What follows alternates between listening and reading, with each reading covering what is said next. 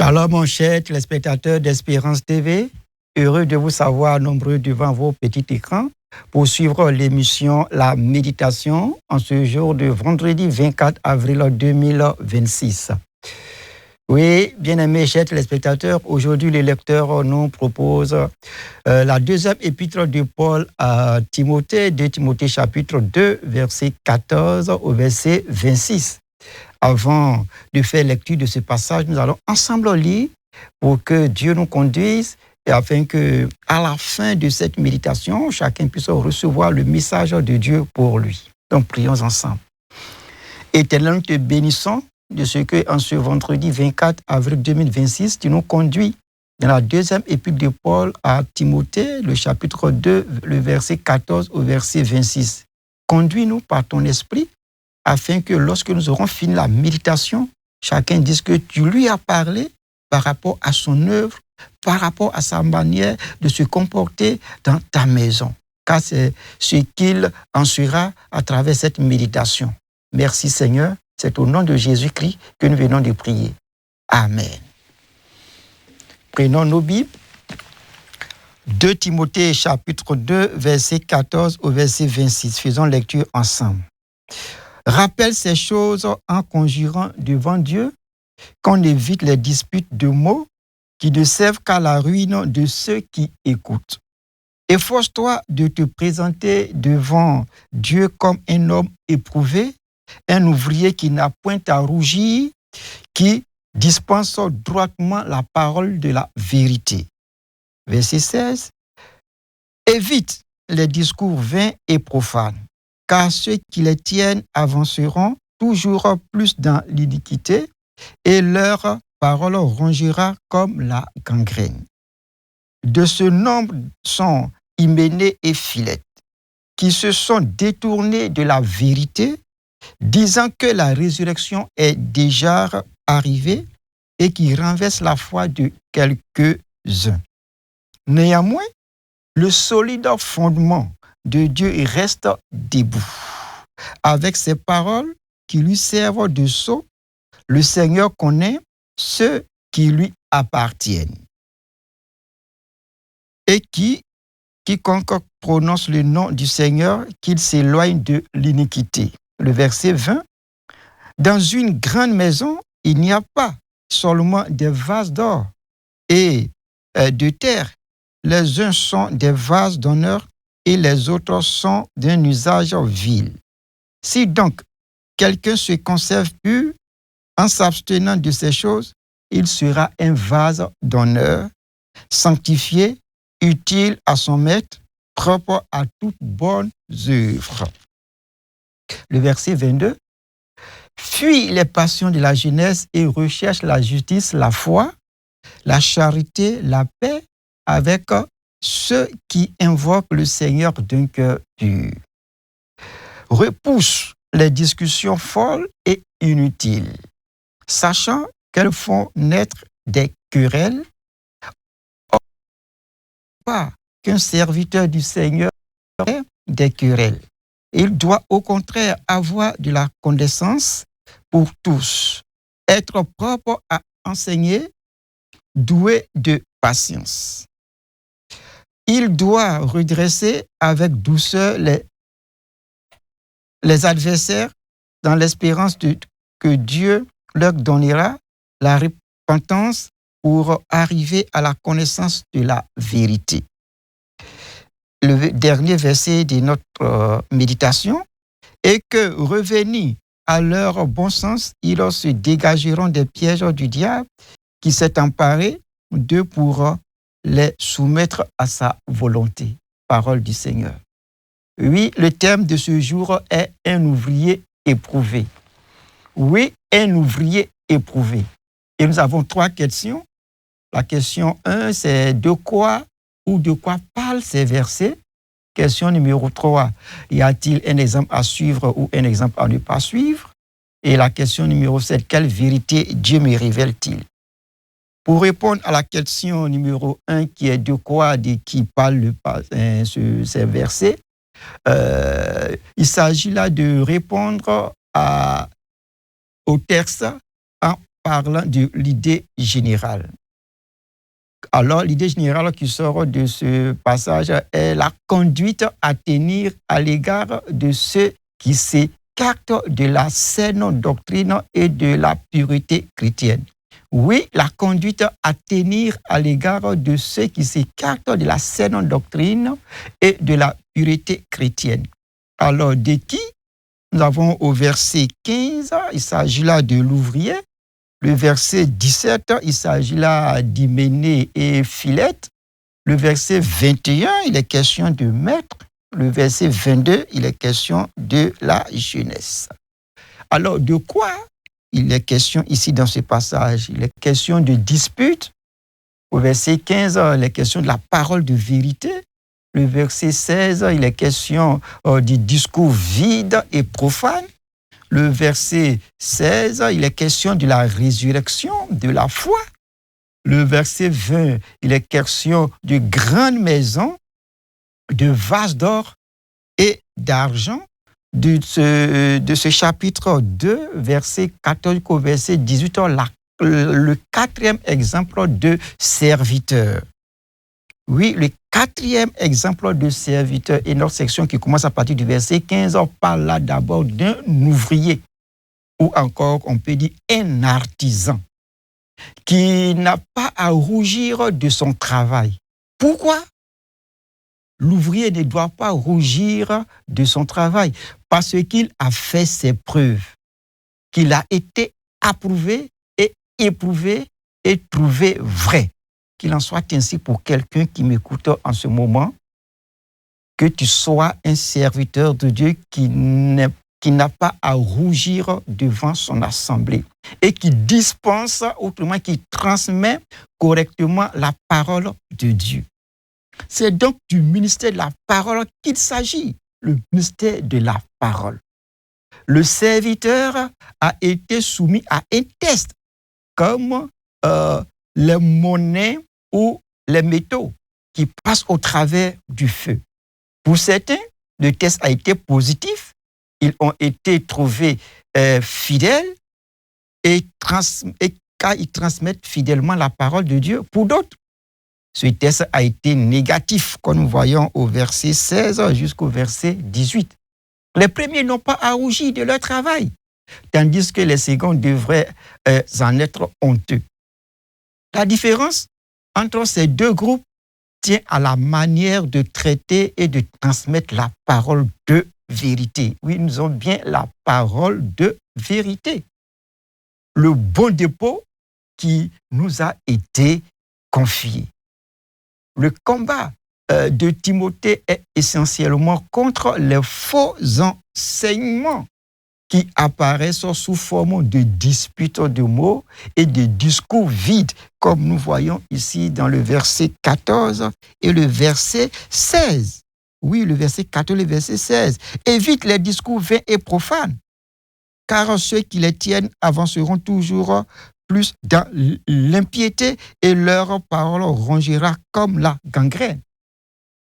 Ils sont tellement dangereux qu'ils conduisent à l'impiété et détachent de Dieu.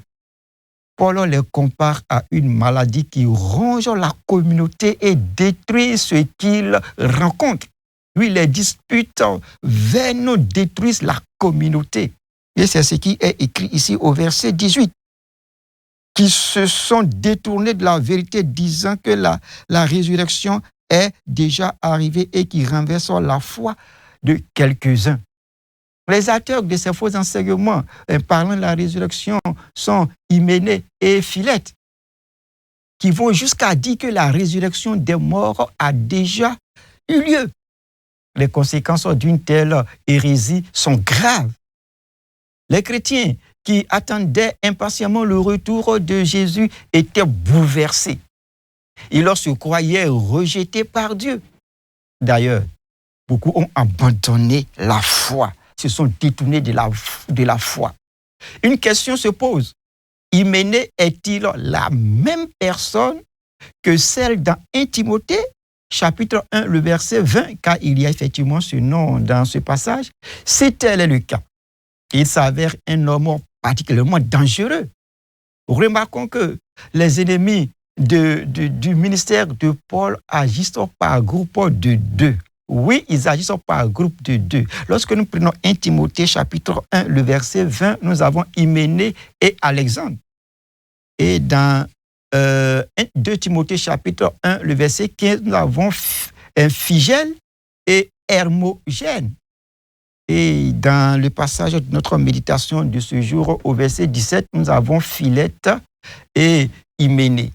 Il semble adopter la même stratégie que les disciples, les apôtres et les missionnaires.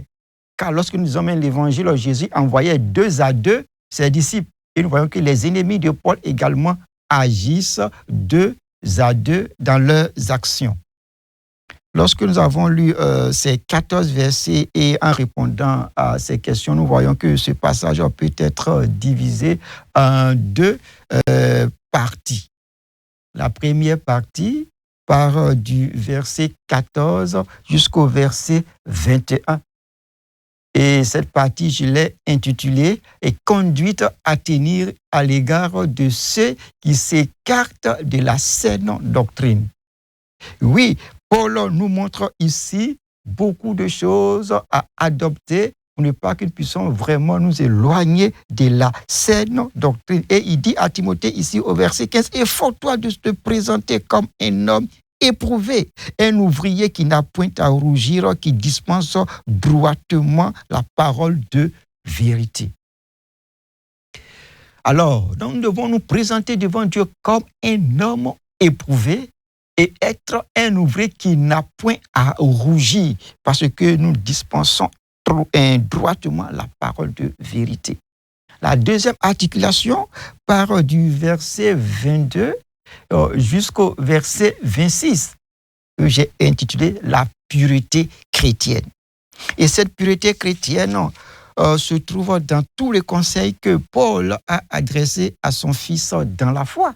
Il lui dit ici de fuir les passions de la jeunesse et de rechercher la justice, la foi, la charité, la paix avec ceux qui invoquent le Seigneur d'un cœur pur. Donc, la pureté chrétienne revient à fuir les passions de la jeunesse. Et ces passions de la jeunesse sont des choses que par moments nous pouvons raconter qui ne nous édifient pas, qui peuvent créer la discorde dans notre milieu. Et cette pureté encore doit se manifester par le fait que nous repoussons les discussions folles et inutiles. Par exemple, des discussions folles et inutiles, discuter du sexe des anges. Est-ce que les anges sont des garçons? Est-ce que les anges sont des filles? Ce sont des discussions qui ne vont pas mûrir notre foi. Encore, sur le sexe dans les cieux. Est-ce que nous devons nous marier dans les cieux? Alors que la Bible est claire à ce niveau-là, dans les Saintes Écritures. D'autres en font de cela un sujet de discussion. Le paradis également. Est-ce que le paradis, étant donné que nous sommes heureux ici, ce n'est pas notre paradis qui est ici?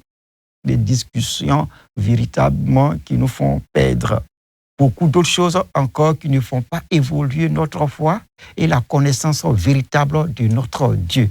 Arrêtons toutes ces choses inutiles qui ne nous arrangent pas.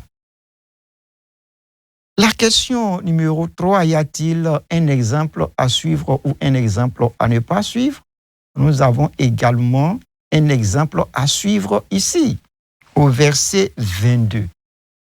L'exemple à suivre ici, c'est de fuir les passions de la jeunesse. C'est de rechercher la justice, la foi, la charité, la paix avec ceux qui invoquent le Seigneur d'un cœur pur. C'est un exemple à suivre. Et l'autre exemple à suivre se trouve au verset 23. Nous devons repousser les discussions folles et inutiles, des discussions qui nous font perdre le temps, des discussions qui nous éloignent de Dieu. Nous devons repousser ces discussions folles et inutiles. Alors, l'exemple à ne pas suivre ici, nous avons l'exemple d'Hyménée et de Philette. Oui, Hyménée et Philette sont des acteurs qui véritablement font perdre la foi des uns des autres à cause de leur faux enseignement, à cause de l'hérésie qu'ils dispensent au niveau de l'Église, au milieu des enfants de Dieu qui disent que la résurrection des morts a déjà lieu.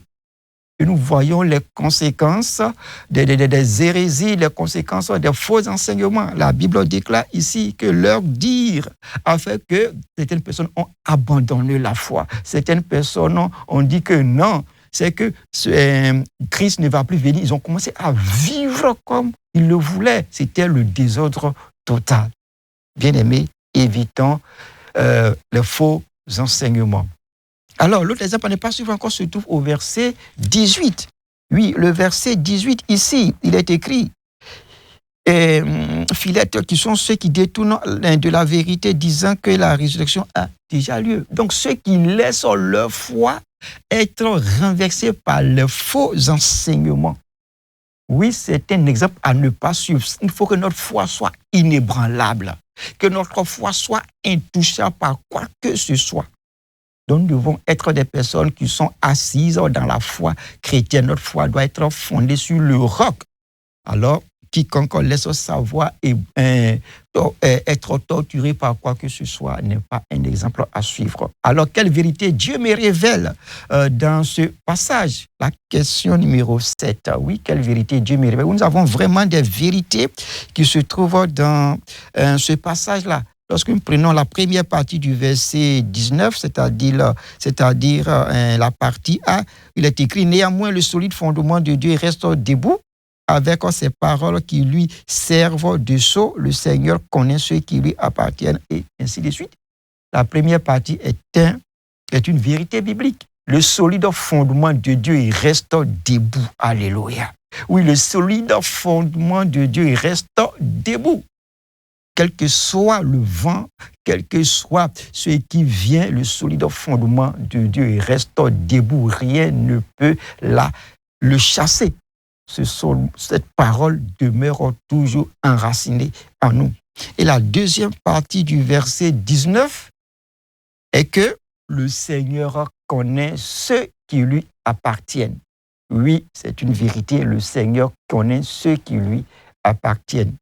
Le verset 21 également, il est écrit ici, « Si donc quelqu'un se conserve pur en s'abstenant de ces choses, il leur sera un vase d'honneur sanctifié, utile à son maître, propre à toute bonne œuvre. » La vérité qui sort de ce passage est que celui qui se conserve pur en s'abstenant de ces choses, quelles sont ces choses-là? Les faux enseignements, l'hérésie, des choses que la personne aime entendre pour se faire plaisir, alors que ce n'est pas ça.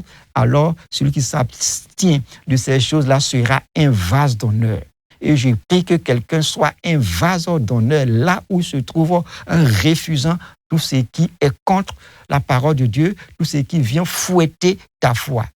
Oui, il faut t'abstenir de ces choses qui t'éloignent de la vérité biblique. C'est en cela que tu seras un vase d'honneur. C'est en cela que tu seras sanctifié. C'est en cela que tu seras utile entre les mains du Seigneur. Oui, un instrument utile entre les mains du Seigneur, propre à toute bonne œuvre. C'est ce que Dieu attend de toi, que tu sois utile entre ses mains. Alors, quelles sont les leçons que nous pouvons tirer à partir de notre péricope qui part du verset 14 jusqu'au verset 26? Nous avons de véritables leçons à tirer, étant donné que Paul est un vrai pédagogue, un vrai enseignant. La première leçon que nous tirons à partir de ces versets, c'est qu'il faut dispenser droitement la parole de vérité. Oui, il faut dispenser droitement la parole de vérité afin d'être un ouvrier qui n'a point à rougir devant qui que ce soit. La deuxième leçon que nous pouvons tirer à partir de ces versets, c'est qu'il ne faut pas qu'un serviteur du Seigneur ait des querelles. Dieu nous appelle à la patience, à la maîtrise de soi. Donc, que toutes nos conduites en tant que serviteurs de Dieu doivent dégager la maîtrise de soi, la patience, l'amour. C'est ce à quoi Dieu nous appelle et non pas être dans des querelles à n'en point finir. L'autre enseignement que nous pouvons tirer encore, c'est qu'un serviteur de Dieu doit être propre à enseigner, doué de patience, comme je l'ai dit en amont. Oui, tout serviteur de Dieu doit être propre à enseigner. C'est l'enseignement qui te caractérise, l'enseignement de la vérité, l'enseignement de la parole vraie, l'enseignement des saintes écritures, c'est qui doit te caractériser et non pas être dans des choses qui t'éloignent de ton appel en tant que serviteur du Seigneur. L'autre enseignement, qui est la dernière pour le temps qui nous est imparti, c'est qu'un serviteur de Dieu doit redresser avec douceur les adversaires. Un serviteur de Dieu doit redresser avec douceur ses adversaires. Et non pas dans la rigueur, et non pas dans la brutalité, avec douceur. Car Dieu même a dit que votre douceur soit connue de tous. Bien-aimés, chers téléspectateurs, le passage que Dieu a permis que le lecteur de la Bible nous propose en ce jour est plein d'enseignements, plein d'instructions. Nous allons ensemble prier pour ce que nous avons retenu, pour ce que nous avons vu à travers les vérités bibliques, à travers les enseignements. Prions ensemble. Éternel, c'est une grâce pour nous d'avoir sous nos yeux les orientations de ton serviteur Paul pour son fils dans la foi, Timothée, qui aujourd'hui est pour nous. Oui, ce passage est d'actualité. C'est pourquoi nous voulons que ce qui a été entendu, ce qui a été dit, nous puissions nous approprier de cela afin que ton Église soit assernie, afin que les enseignants, les serviteurs de Dieu également puissent enseigner la parole de vérité avec droiture. Merci de nous éloigner de tout discours vain, de toute querelle. Que Père éternel, nous soyons des serviteurs utiles entre tes mains, propres à toute bonne œuvre. Qu'il en soit ainsi. Merci Seigneur, au nom de Jésus-Christ. Amen. Oui, chers téléspectateurs, c'est ce que le lecteur de la Bible nous propose en ce jour. Et vous pouvez poursuivre votre méditation personnelle encore pour en ajouter par rapport à ce que vous avez entendu à ce jour devant votre petit écran. Et vous pouvez voir cela à la page 53. Oui, à la page 52, vous verrez encore d'autres commentaires qui vous aideront. Que Dieu vous bénisse et à bientôt pour la prochaine méditation. Que Dieu vous bénisse.